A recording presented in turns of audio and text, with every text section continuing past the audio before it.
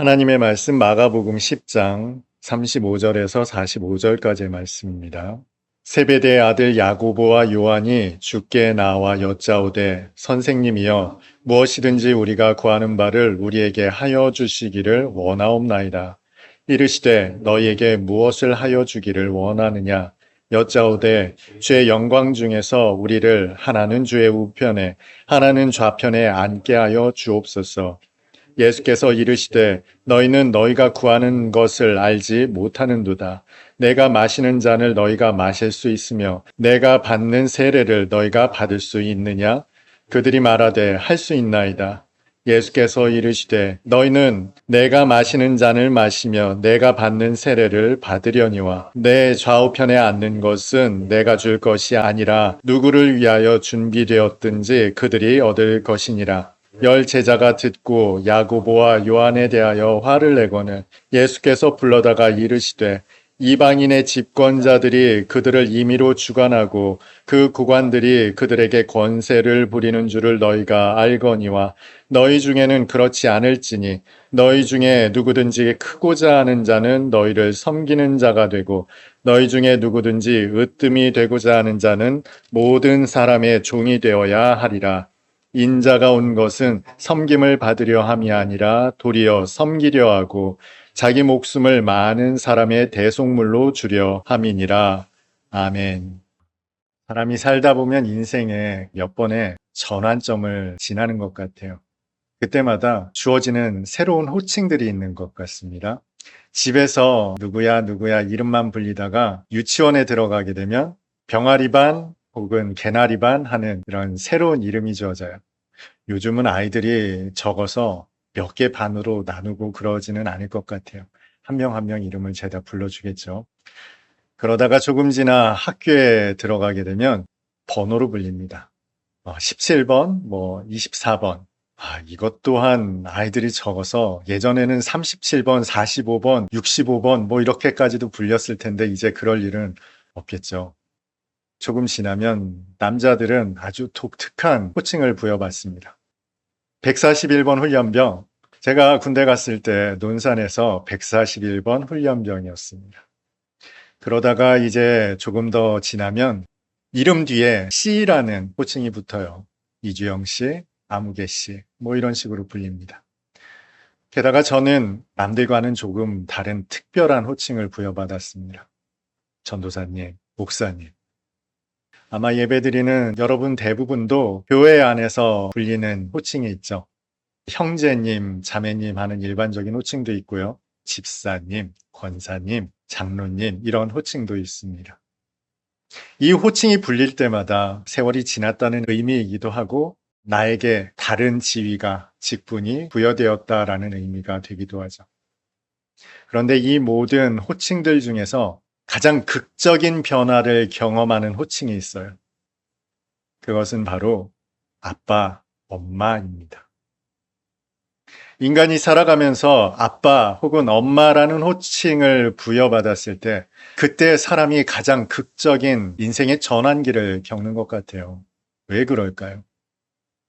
그 전까지만 해도 사람은 누구나가 자기 자신만을 위해 살아갑니다. 먹는 것도 마시는 것도 가는 것도 자는 것도 입는 것도 모든 것이 나 자신만을 위한 삶이에요. 그런데 아빠가 되는 순간, 엄마가 되는 순간 이제까지 나를 추구하며 살아왔던 내 인생이 없어집니다. 그리고 모든 것은 아이를 위한 삶으로 재조정됩니다.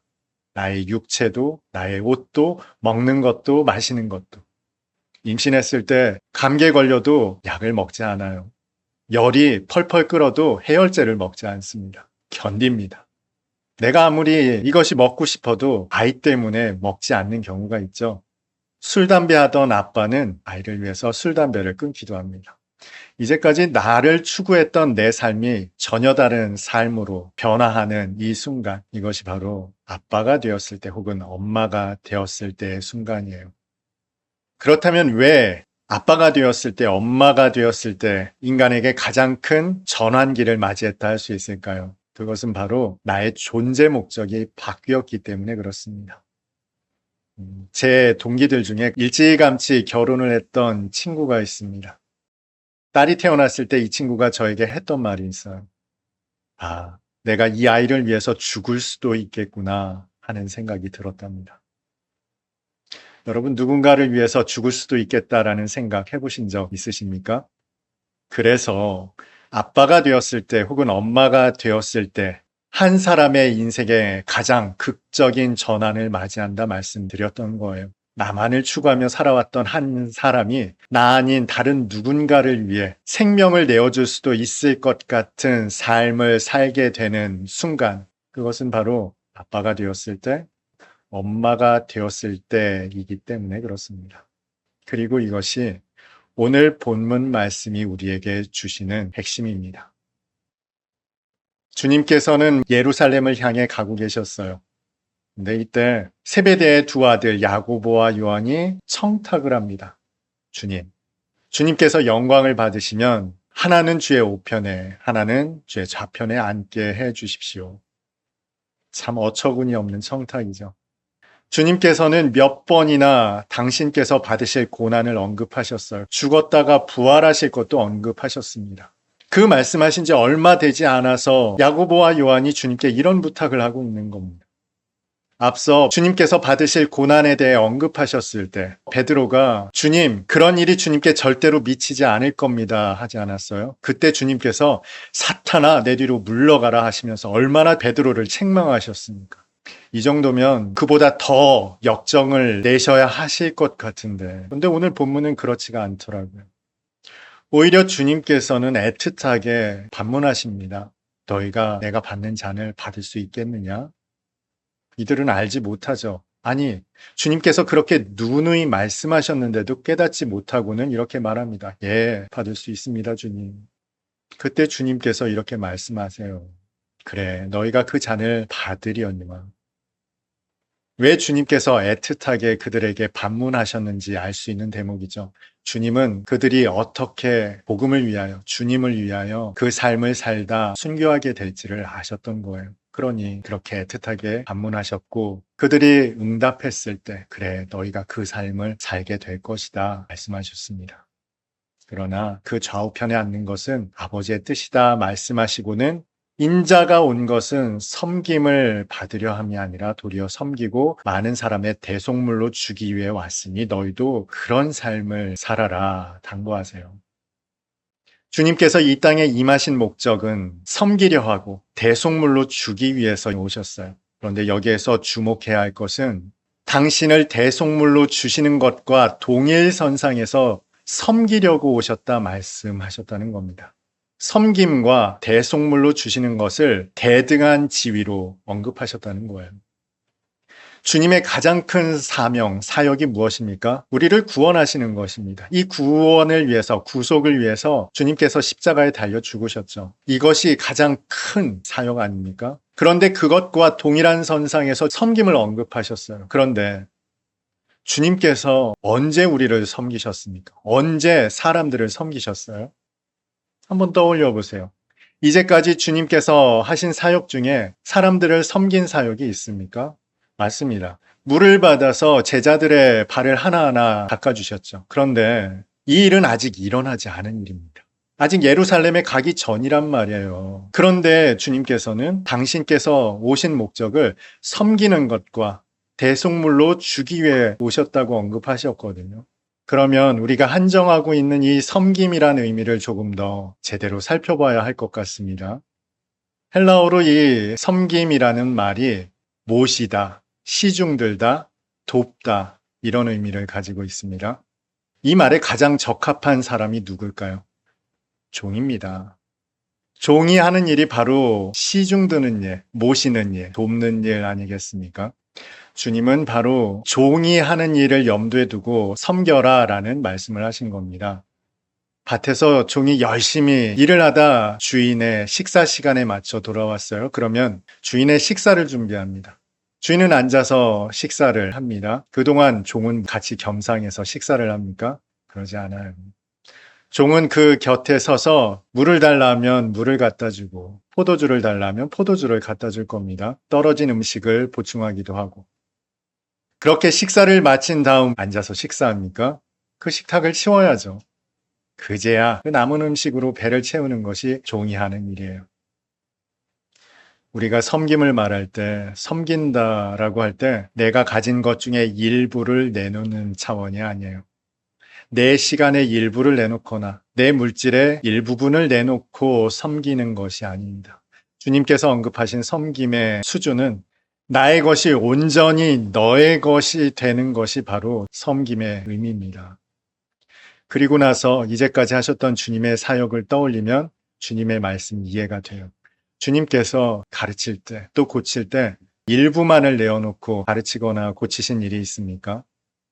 주님은 당신의 모든 것을 다해서 하셨습니다. 전심으로 하셨다는 겁니다. 이것이 바로 주님께서 뜻하신 바 섬김의 의미입니다. 그래서 주님의 섬김의 완성이 바로 대속입니다. 주님께서 대속하실 때 당신의 일부를 남겨놓으셨습니까? 아니죠.